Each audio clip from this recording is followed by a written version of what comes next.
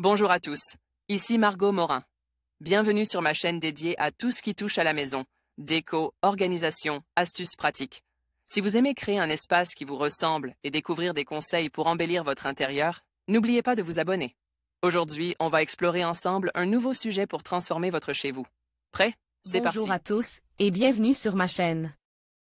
Aujourd'hui, je vais aborder un sujet qui intéresse de nombreux propriétaires et investisseurs immobiliers, le passage en location. Meubler d'un bien qui était auparavant loup nu. Je vais vous expliquer les étapes à suivre, les avantages et les inconvénients de ce changement, ainsi que les aspects juridiques à prendre en compte. Que vous soyez déjà propriétaire ou que vous envisagiez de le devenir, cette vidéo vous donnera toutes les clés pour réussir cette transition. Restez avec moi pour en savoir plus. Pour des raisons fiscales, de nombreux propriétaires souhaitent changer de régime en passant d'une location nue à meubler. Mais quelle est la procédure et quels en sont les impacts? Tout d'abord, si un propriétaire veut changer de régime, il faut attendre que le locataire parte ou un renouvellement de bail.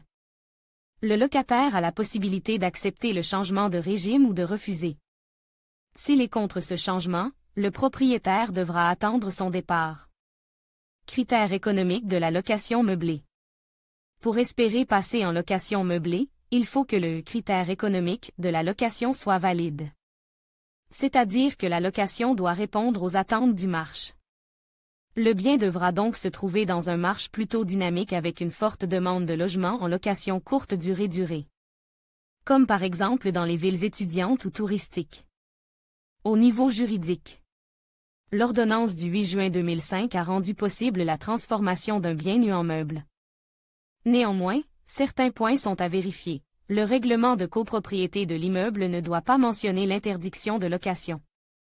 En meuble, le bien doit être situé dans une commune de plus de 200 000 habitants ou dans les 3 départements, Seine-Saint-Denis, Val-de-Marne, Hauts-de-Seine, le logement doit être obligatoirement la résidence principale du locataire, l'usage des locaux doit être seulement destiné à de l'habitation. Les meubles obligatoires pour une location meublée. Pour que le logement soit loué en meuble, il faut qu'il comporte un minimum d'équipements, des luminaires, le matériel d'entretien. Ménage, une literie avec une couette, le linge de maison n'est pas obligatoire, une table et des chaises, des étagères avec rangement. Des volets ou rideaux dans la chambre permettant d'occulter les fenêtres, des plaques de cuisson, four ou four micro-ondes, réfrigérateur. Des assiettes, couverts, verres, etc. Des ustensiles de cuisine, choisir son statut. 2 statuts sont possibles, selon les revenus générés. Le statut LMP si plus de 23 000 € de revenus fonciers, et que cela représente plus de 50% des revenus du foyer fiscal, le statut LMNP si moins de 23 000 € de revenus fonciers, et que cela représente moins de 50% des revenus du foyer fiscal. Choisir son régime fiscal de déclaration. Le régime du forfait des micro-BIC il permet aux propriétaires LMNP de bénéficier d'un abattement automatique de 50% sur les loyers qu'ils perçoivent. Mais, aucune charge supplémentaire est déductible. Exemple, des revenus fonciers de 7 000 € par an ne seront imposés qu'à hauteur de 3 500 €.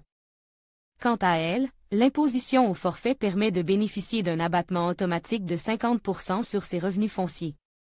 Exemple, si le bien est loué à l'exploitant 5 000 € par an, l'imposition se fera sur les 2 500 €, qui eux seront imposés selon le barème de l'impôt sur le revenu. Le régime d'imposition au réel. Choisir le régime du réel simplifié permet d'être considéré comme une entreprise et de déduire certaines dépenses, frais d'achat, notaire, intérêt du prêt, coûts de travaux et d'entretien, charges de copropriété, taxes foncières, amortissement des biens mobiliers et immobiliers. Le régime d'imposition au réel du statut de LMNP s'adresse surtout aux personnes lourdement imposées, qui ont ainsi la possibilité de se créer un déficit foncier. Lever l'option en cas d'un passage d'un régime à un autre. Pour passer d'une location meublée au micro-BIC au régime réel simplifié, il suffit de faire une levée d'option au plus tard avant le 1er février de l'année fiscale concernée.